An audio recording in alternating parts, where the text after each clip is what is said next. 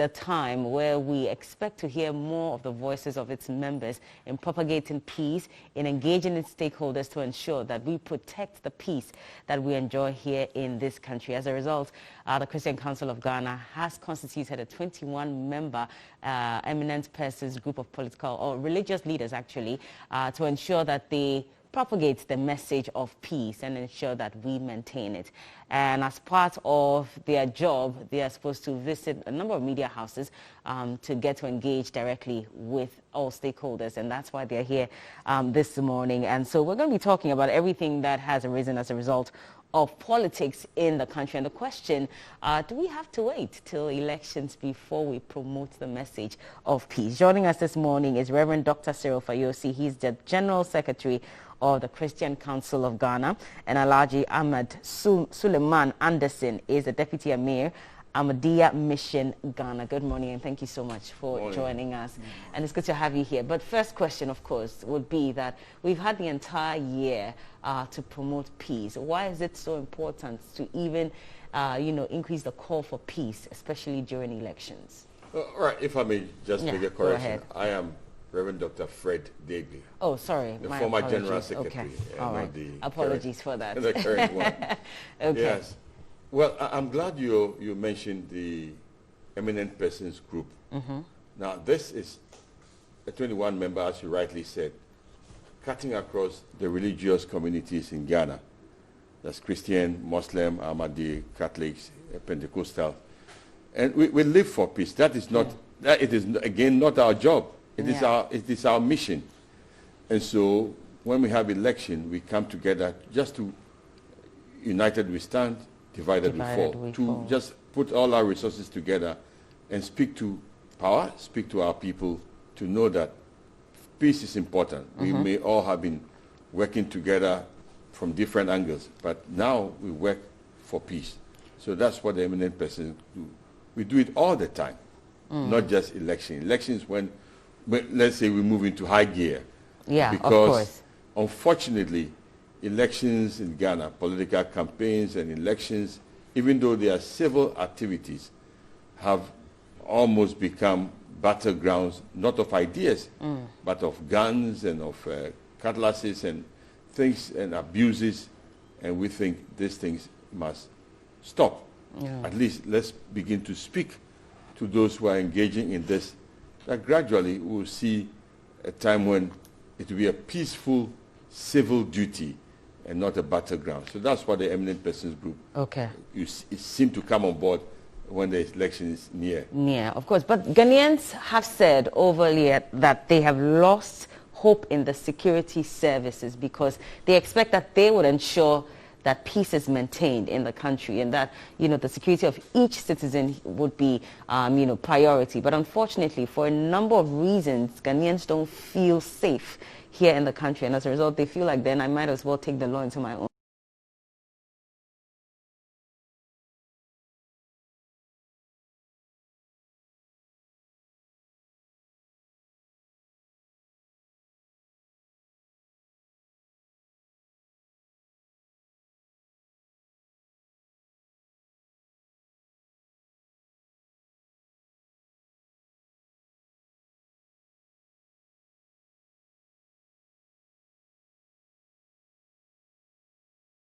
Who are committing crimes, and instead of the police being interested in them, we've seen situations where people are using their political links, to get those perpetrators out of trouble. Instead of them being answerable to the security agencies, there will be calls here and there, and you will go to a police station, for example, and hear that I received a call from the top, and that this man has to be freed and so on. So these are the small signs we are seeing, which is putting the security agencies in that line where people are losing confidence. Recently, there have been situations where you clearly identify people who are wielding guns and are shooting, discharging firearms, and yet the police are not, prosecuting them. I don't think that it is the police, their own willingness not to prosecute, but they are being influenced somehow by some people who are politically connected, and that is eroding the confidence that the police, the people have in the police, bringing us to the situation you described. But how do we then separate politics from some of these state institutions? Of course, the Ghana Police Service, for example, that's supposed to be autonomous to be able to, do its work and ensure that Ghanaians are protected. Because again, this threatens the peace of the nation. How do we do that moving forward? It's a dicey issue, but it can be done. It can be done because when the police is allowed by the political parties to do their work professionally, then we will not have this kind of problem. Unfortunately, the situations arise where even the recruitment of the personnel into the service are done, with some quotes, politically, to the extent that, you have your political master who put you at certain position. And so it becomes difficult to stand against that political master to tell him on the face that this is wrong. Again, the laws that we have allow the president to appoint, maybe even the vice president or so, who is the chair for the police council. So that political interference is still there. Maybe you will have to look at the law again to structure it in a manner that you will allow the service to do their own professional thing, allow the professional people to decide who gets promoted, who gets certain positions, and so they become neutral. They will know that they don't owe political allegiance to anybody in authority. And so when we have that situation, the police and all other security agencies will do their work professionally as it has to be done. Then it's not surprising that after what happened at the Ododio constituency like this, we had the incumbents describe the police as impotent, because clearly from what he said, there have been a number of cases reported, and for him especially, just about a month before the clash, he had been assaulted right in front of the police station. He reported it and he said nothing was done about it, and so for him the police is impotent. But the question will be that for our leaders to make this statement about the Ghana Police Service openly, does that not also worsen the situation already? Because like I said, people already are losing hope in the police. Was it okay for him to make that statement?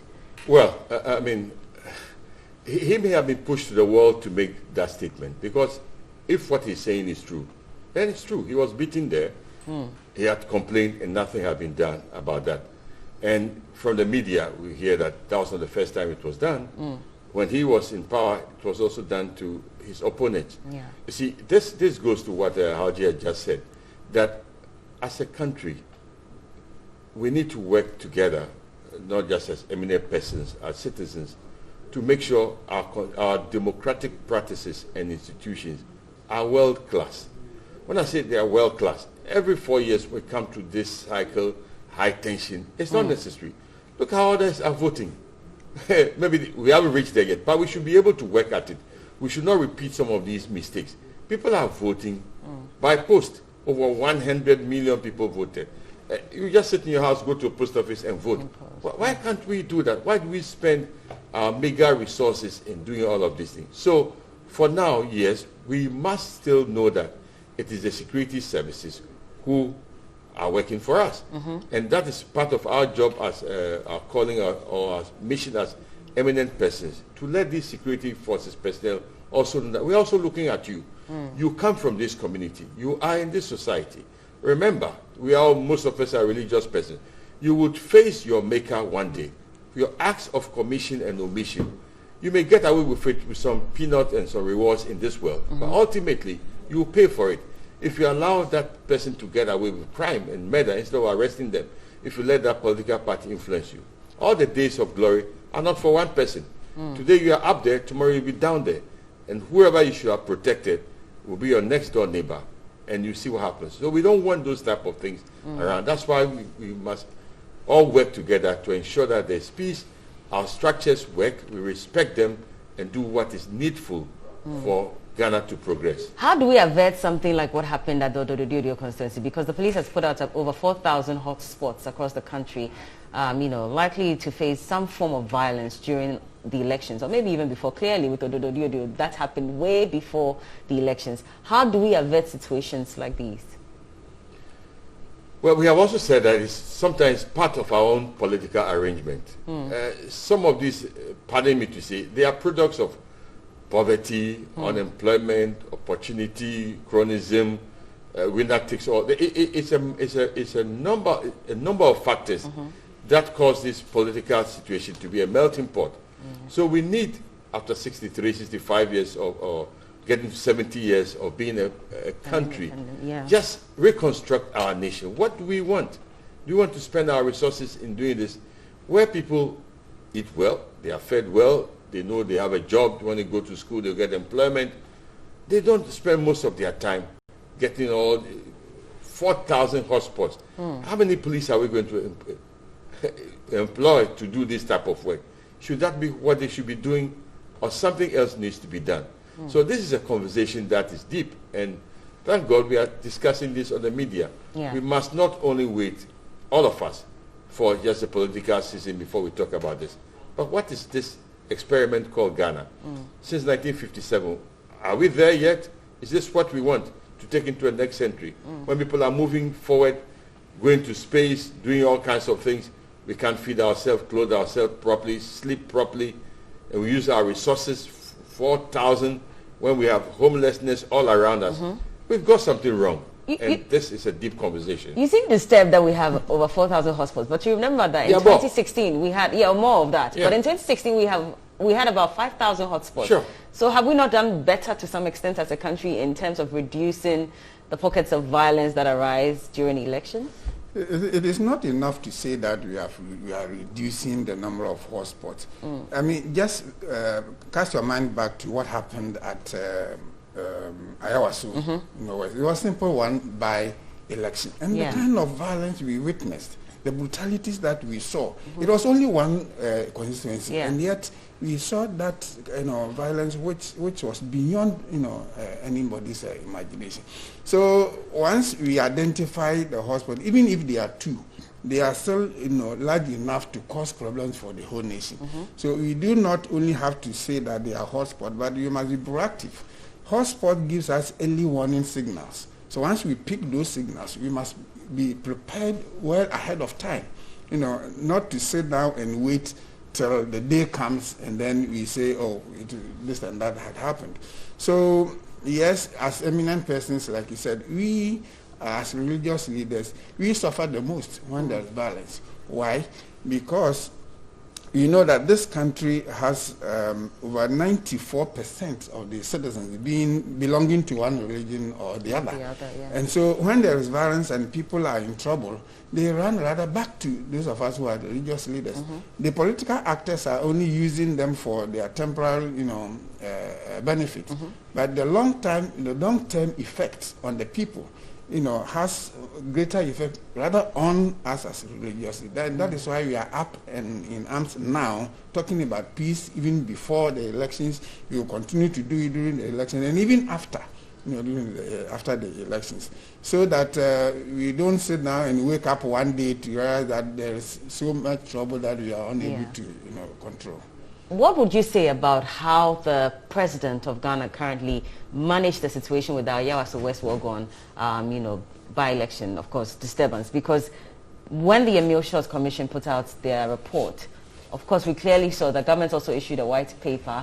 They did not accept the recommendations. But eventually we saw the passage of the Vigilantism Act. Was that enough? And of course, moving forward, the opposition is saying that just because the president and, of course, the current government did not act on those recommendations, it clearly shows that the president was in support of the violence that happened on that day. And so indirectly, they are also inciting their followers to take up the law into their own hands if things don't happen. Just yesterday or so, I saw a video where a parliamentary candidate had said that we are sure they'll cheat. So if they cheat and we catch them, we must beat them.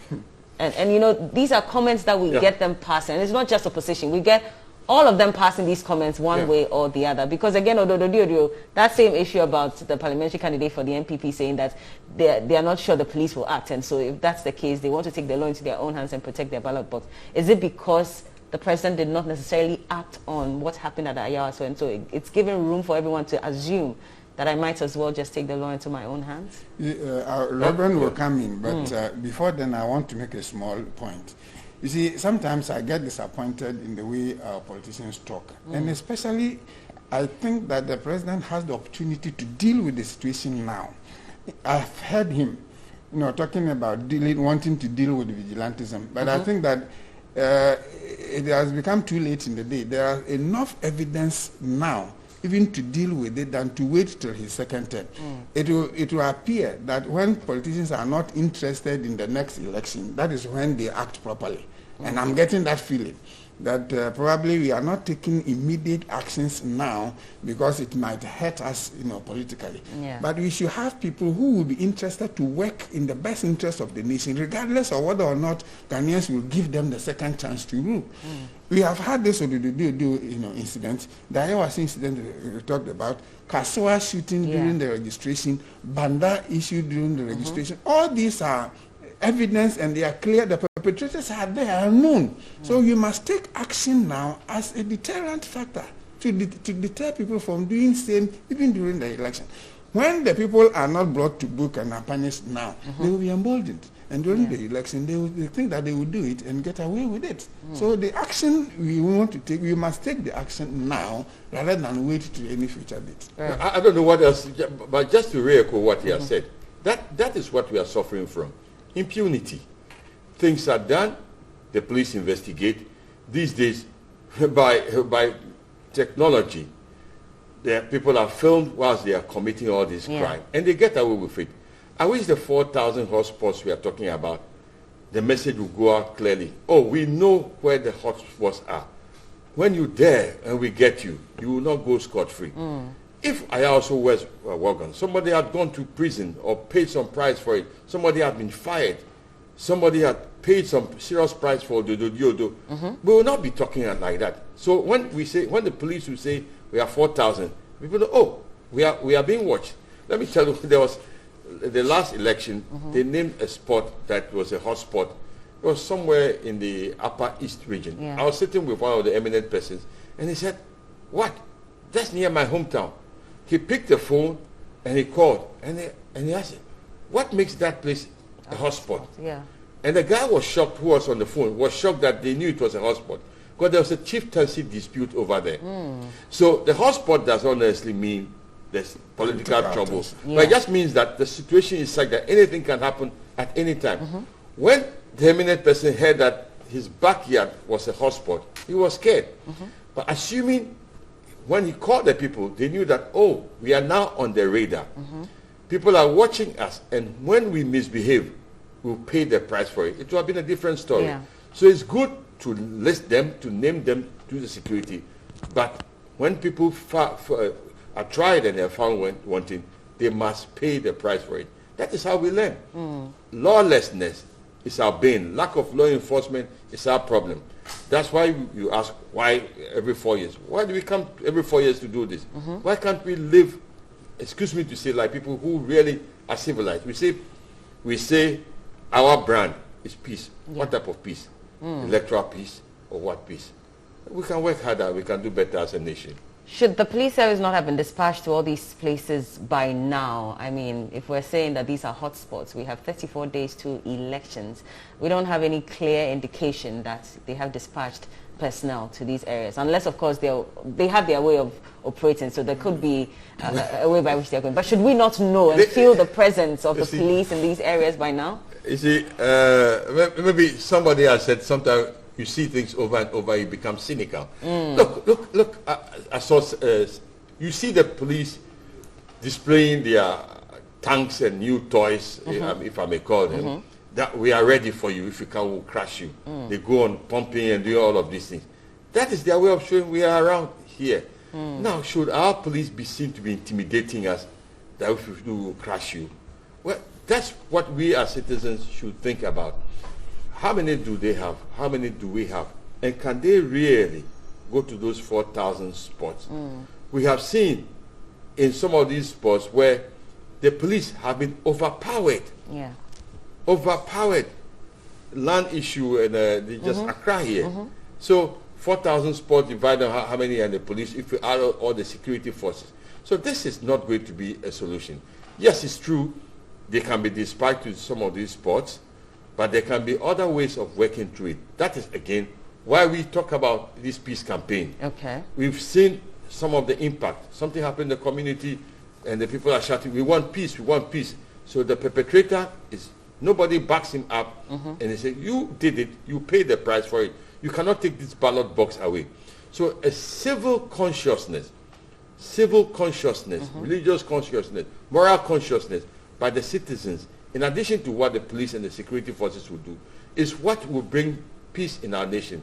Not just these police who are carrying arms. Yeah. If somebody from my house is planning something, they say, please don't do that. I will report you. Or don't do that. You prevent the person. So we all are each other's keeper. Because like you said, who loses at the end of it? We are all interconnected and it affects all of us.